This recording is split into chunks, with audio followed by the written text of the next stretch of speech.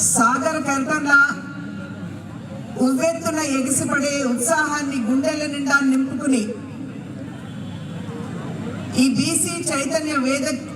సమావేశానికి వచ్చినటువంటి బీసీ కుల పెద్దలందరికీ సోదరీమణులకి ప్రతి ఒక్కరికి ముందుగా పేరు పేరున నా నమస్కారాలు నేను తెలియజేస్తున్నాను. నాకంటే ముందు మాట్లాడినటువంటి వక్తలందరూ బీసీ కులాల్లో ఉన్నటువంటి వారి స్థితిగతులు, వారు ఎదుర్కొనేటువంటి సమస్యల గురించి సవివరంగా మీ ముందు ఉంచినటువంటి మాట. మా తండ్రి గారు నందమూరి తారక రామారావు గారు బీసీ కులాల అభివృద్ధికి, వారి సంక్షేమానికి వారి జీవితాన్ని అంకితం చేసుకున్నటువంటి సందర్భంలో మీరందరూ వారిని మీ హృదయ పీఠాల మీద ప్రతిష్ఠించి నేటి వరకు కూడా వారిని అభిమానిస్తున్నటువంటి సందర్భంలో అన్నా అంటూ నోరారా వారిని పిలిచినటువంటి నేపథ్యంలో వారి బిడ్డగా, మీ ఆడబిడ్డగా మీ ముందు నిలబడి ఉన్నాను అని చెప్పి తెలియజేస్తున్నాను. నాకు సంతృప్తినిచ్చేటువంటి విషయం ఏమిటంటే, మా తండ్రి గారు నందమూరి తారక రామారావు గారు బీసీల అభివృద్ధికి అంకితమై ఉన్నటువంటి సందర్భంలో, అదేవిధంగా బీసీ కులాల అభివృద్ధికి అంకితమైనటువంటి పార్టీలో నేను ఈరోజు కార్యకర్తగా ఉండడం అనేది నిజంగా నాకు చాలా సంతృప్తినిచ్చేటువంటి విషయం. ఇందాక పెద్దలు మాట్లాడుతున్నటువంటి సందర్భంలో తెలియజేశారు, బీసీ కులంలో పుట్టినటువంటి ఒక సాధారణ వ్యక్తి ఇవాళ దేశ ప్రధాని అయ్యారు అని అంటే అది ఒక్క భారతీయ జనతా పార్టీలోనే సాధ్యపడేటువంటి విషయం అని చెప్పి మనం అందరం కూడా గమనించాలి. భారతీయ జనతా పార్టీ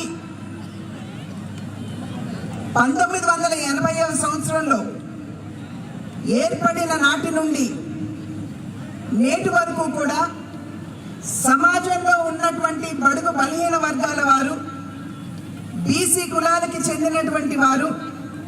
నిమ్న కులాల్లో ఉన్నటువంటి వారి సేవకి అంకితమైనటువంటి విషయం మనందరం కూడా గమనించాలి. ఆ రకంగా సమాజంలో ఉన్నటువంటి అట్టడుగు వర్గాల సేవకి భారతీయ జనతా పార్టీ అంకితమైనటువంటి నేపథ్యంలోనే 10 సంవత్సరాల కాలం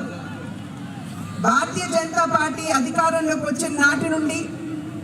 నరేంద్ర మోడీ గారు ప్రధాని అయిన నాటి నుండి నేటి వరకు ఏ పథకాన్ని తీసుకొని వచ్చినా, ఏ కార్యక్రమానికి శ్రీకారం చుట్టినా అది సమాజంలో ఉన్నటువంటి పేదవారికి, వెనుకబడినటువంటి కులాలకి చెందినటువంటి వారికి, అట్టడుగున ఉన్నటువంటి వర్గాల వారికి సంక్షేమాన్ని అందించే దిశగానే ఉన్నది అనేటువంటి విషయాన్ని మనం అందరం కూడా ఇక్కడ గుర్తించవలసినటువంటి విషయంగా మీకు తెలియజేస్తున్నాను. అనేక కార్యక్రమాలు తీసుకొని వచ్చారు. ఏ కార్యక్రమాన్నైనా సరే వాళ్ళు సమీక్షించుకున్నట్లయితే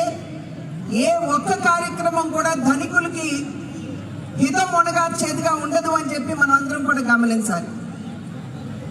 ఆ రకంగా ఆది నుండి భారతీయ జనతా పార్టీ పేదలకి వారి సేవకి అంకితమైనటువంటి విషయం మనం అందరం కూడా గమనించవలసినటువంటి అవసరం ఉన్నది అని చెప్పి నేను మీకు తెలియజేస్తున్నాను. వెనుకబడినటువంటి కులాలకి చెందినటువంటి వారు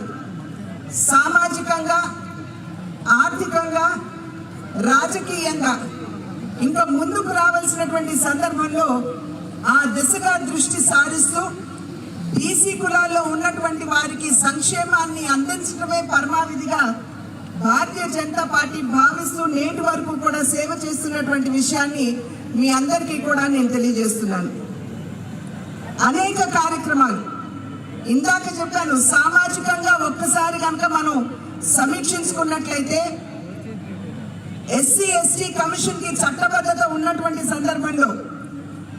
బీసీ కమిషన్ కి చట్టబద్ధత లేనటువంటి నేపథ్యంలో నరేంద్ర మోడీ గారు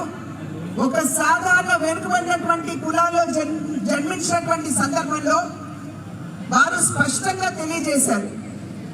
నేను పేదరికంలో జన్మించాను,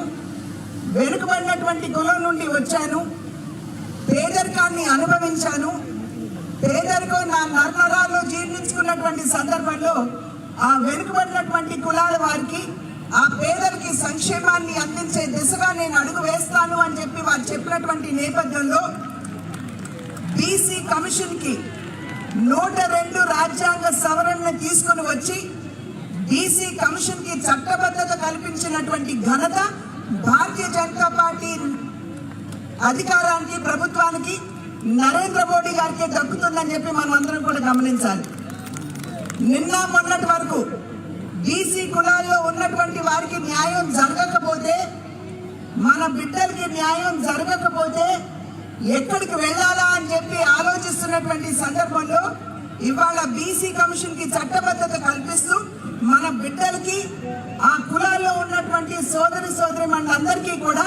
న్యాయం చేయించుకునే దిశగా అడుగులు పడినటువంటి విషయం ఇక్కడ ఉన్నటువంటి సోదరి మనందరూ కూడా గమనించవలసినటువంటి అవసరం ఉన్నది. ఇవాళ మన కులాల్లో ఉన్నటువంటి ఏ ఒక్కరికి న్యాయం జరగకపోయినా